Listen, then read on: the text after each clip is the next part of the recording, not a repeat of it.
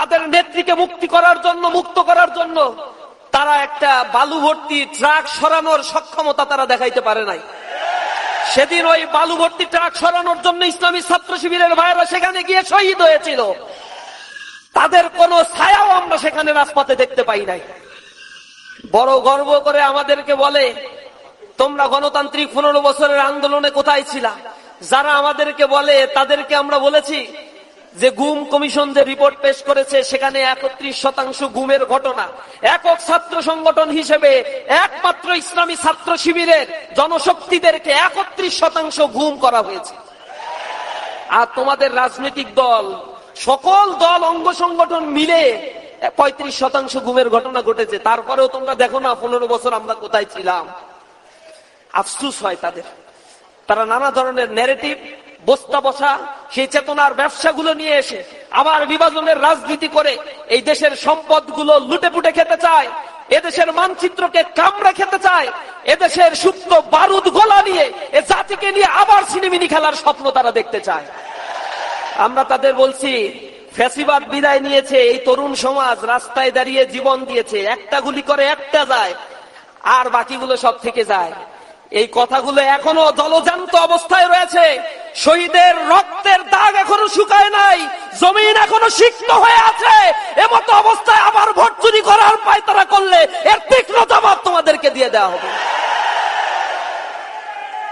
এটা কোনো বর্গীর দেশ নয়, এটা স্বাধীন সার্বভৌম একটি বাংলাদেশ। যেই বাংলাদেশে ফ্যাসিবাদ তার আস্থানা গেড়েছিল, বাংলাদেশের জনগণ জীবন দিয়ে সেই ফ্যাসিবাদকে বাংলাদেশ থেকে বিতাড়িত করেছে। কোন রাজনৈতিক দল সেখানে অংশীদারিত্বের সে এককভাবে নেতৃত্ব দিয়ে এই ফ্যাসিবাদকে বিদায় করতে পারে নাই। সুতরাং দেশের স্বার্থে যুবক শ্রেণী, ছাত্র যুবারা আবার জীবন দিতে প্রস্তুত থাকবে ইনশাআল্লাহ। আমরা অনুরোধ জানাই, আমাদের বাংলাদেশকে এক অর্থনৈতিকভাবে দুর্বল একটি দেশ হিসেবে গড়ে তোলা হয়েছে 54 বছরে।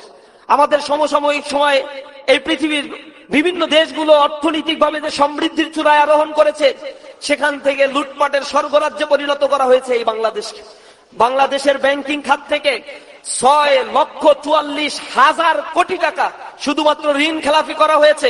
এটা হচ্ছে বাংলাদেশের 1 বছরের বাজেটের সমান টাকাগুলো এখান থেকে ঋণ খেলাপি করে এক একটা বড় বড় গ্রুপ, যেটা সরকারের তোষামোদী গ্রুপগুলো, সেখান থেকে লোপাট করে নিয়ে চলে গেছে। এদেশ থেকে $240 বিলিয়ন পাচার করা হয়েছে। এদেশের মানুষ এখনো পর্যন্ত 1/3 মানুষ they are living below the poverty line. 6,20,00,000 মানুষ দারিদ্র সীমার নিচে বসবাস করে। বাংলাদেশের 54 বছর পরে এসে আমাদেরকে এই সমীক্ষাগুলো দেখতে হচ্ছে।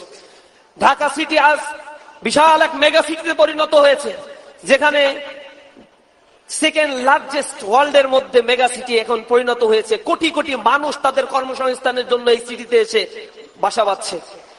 ভালনারেবল সিটিতে পরিণত হয়েছে, মানুষের থাকার উপযোগী নয়। বাংলাদেশের বায়ু দূষণ, ঢাকা সিটির বায়ু দূষণ, শব্দ দূষণ এখন মানুষের জীবন যাপনের মাত্রা ছাড়িয়ে গিয়েছে। যে কোনো ধরনের ভয়ানক ভূমিকম্প, 6.5 রিক্টার স্কেলের ভূমিকম্প যদি এই ঢাকা সিটিতে হয়, তাহলে এখানে যে ক্ষয়ক্ষতি হবে তার উদ্ধার কার্য পরিচালনা করতে অন্তত বাংলাদেশের বর্তমান যে সক্ষমতা রয়েছে, এই সক্ষমতায় 10 থেকে 15 বছর সময়ের প্রয়োজন হবে। লক্ষ লক্ষ মানুষ সেখানে মৃত্যুবরণ করতে পারে আশঙ্কা করা হয়েছে। তাহলে এই আশঙ্কা তো আজকে একদিনে তৈরি হয় নাই। কেন এই ঢাকা সিটিকে প্ল্যান হয়ে তো গড়ে তোলা হলো না? কি কারণে এটাকে সবচেয়ে নোংরা একটা শহরে, পৃথিবীর সবচেয়ে নোংরা একটা শহরে পরিণত করা হলো? কাদের স্বার্থে? কাদের স্বার্থে স্যাটেলাইট সিটি গড়ে তোলা হয় নাই? কাদের স্বার্থে অর্থনৈতিক হাবগুলো ডিসেন্ট্রালাইজ করা হয়নি? কি কারণে মানুষের কর্মসংস্থানগুলো পুরো বাংলাদেশ ব্যাপী বিস্তৃত করা হয়নি?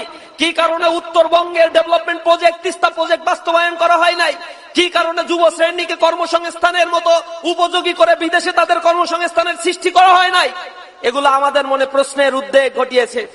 ঢাকা সিটিকে এই ভালনারেবল সিচুয়েশন তৈরি করে এদেশের এক কুক্ষিগত রাজনৈতিক পুঁজিবাদী অর্থনৈতিক ব্যবস্থা তারা কায়েম করে এই বাংলাদেশের মানুষকে তাদের হস্তগত করে রেখেছে, দারিদ্র করে তাদের পেছনে পেছনে ঘোরানোর জন্য এক পরাজিত অর্থনৈতিক বন্দোবস্ত আমাদের সামনে তারা এনে দিয়েছে। বাংলাদেশ জামাত ইসলামী এক নতুন সূর্যোদয়ের আহ্বান জানাচ্ছে। তারা স্লোগান দিচ্ছে, এসো গড়ি একসাথে সোনার বাংলাদেশ। এই বাংলাদেশকে গড়ে তুলতে হলে বর্তমান বাংলাদেশের যুব শ্রেণীকে জাগ্রত হতে হবে। যুব শ্রেণীর ব্যাপারে কবি বলেছেন, এখন যৌবন যার যুদ্ধে যাবার শ্রেষ্ঠ সময় তা।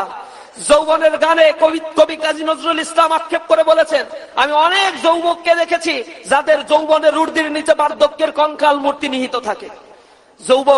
যুবকরা যদি জেগে না যায়, অন্ধকার যখন আসে আলোক উদ্ভাসিত করার জন্য তারা যদি জেগে না যায়, আবার আমাবস্যার ঘোরতর অন্ধকার তাদেরকে ছেয়ে রাখবে, যে আমাবস্যা থেকে জাতিকে মুক্তি করার জন্য হয়তো আরো সহস্রাধিক জীবন দিতে হতে পারে।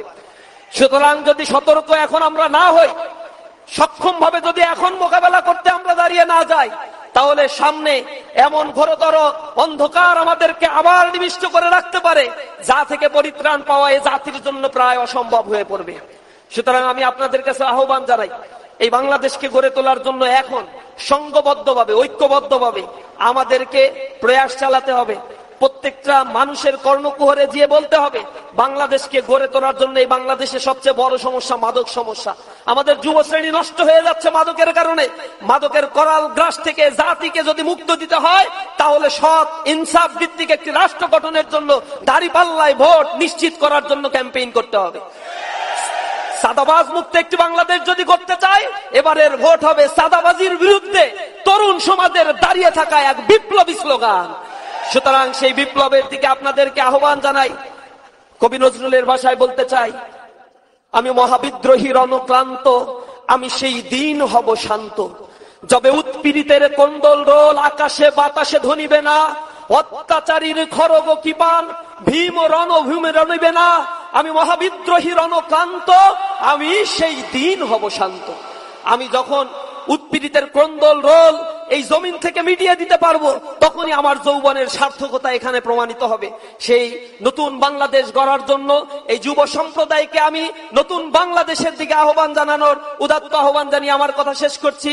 হাযা মা ইনদি ওয়া ইলমু ইনদাল্লাহ আলাইহি তাওয়াক্কালতু ওয়া ইলাইহি উনীব। আসসালামু আলাইকুম ওয়া রাহমাতুল্লাহি ওয়া বারাকাতুহু।